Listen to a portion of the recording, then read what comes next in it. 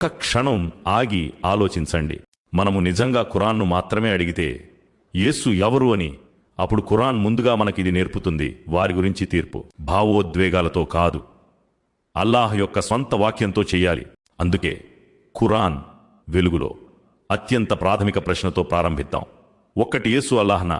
ఖురాన్ ఈ మాటను స్పష్టంగా ఖండిస్తుంది.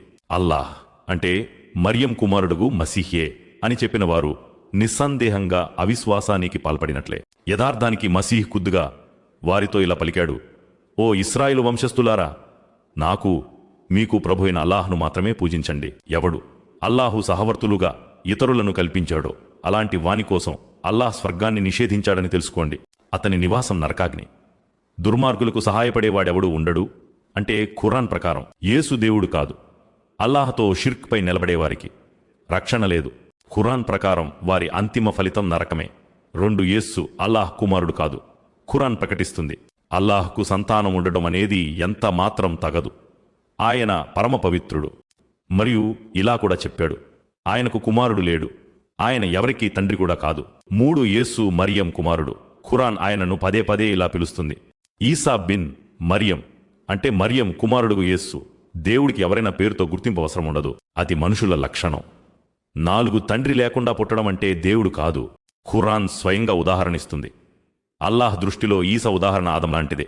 ఆదం అలైహిస్సలాం తల్లి లేకుండా తండ్రి లేకుండా పుట్టారు. అయితే వారు దేవుడయ్యారా? 5, యేసు అల్లాహ్ యొక్క దాసుడు మరియు ప్రవక్త. ఖురాన్ స్వయంగా ఇలా చెబుతోంది. యేసు వారి నోటితోనే ఇలా ప్రకటిస్తున్నాడు, నేను అల్లాహ్ దాసుడను, ఆయన నాకు గ్రంథం వసగాడు, నన్ను తన ప్రవక్తగా నియమించాడు. ఇది దేవుడి మాట కాదు, ఒక ప్రవక్త మాట. 6, యేసు పిలుపు సమస్త ప్రవక్తల పిలుపు ఒక్కటే. ఆయన స్వయంగా చెప్పారు, అల్లాహ్ను ఆరాధించండి, ఆయనే నా ప్రభువు, మీ ప్రభువు కూడా. ఇదే పిలుపు ఆదం, నూహ్, ఇబ్రాహీం, మూసా మరియు చివరగా ముహమ్మద్ సల్లల్లాహు అలైహి వసల్లం వారి పిలుపు. 7, యేసు చివరి ప్రవక్త గురించి శుభవార్త ఇచ్చారు. ఖురాన్ చెబుతుంది, నా తరువాత రాబోయే ఒక ప్రవక్తను గురించి శుభవార్తను ఇస్తున్నాను, అతని పేరు అహ్మద్. ఆయనే దేవుడై ఉంటే ఇంకొక ప్రవక్త రానున్నాడని ఎందుకు చెప్పారు? 8, మరి సమస్య ఎక్కడొచ్చింది? ఖురాన్ సమాధానం ఇస్తుంది, ఇవి తరువాత కల్పించబడిన మాటలు.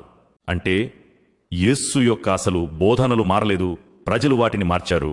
యేస్సు స్వయంగా అల్లాహ్ దాసుడిగా ఉన్నారు, అల్లాహ్ను ఒకడే అని పిలిచారు, మరియు రాబోయే ప్రవక్త గురించి చెప్పారు. అయితే ఆయన స్వయంగా నమ్మని దానిని మనం ఎందుకు నమ్మాలి? ఆలోచించండి.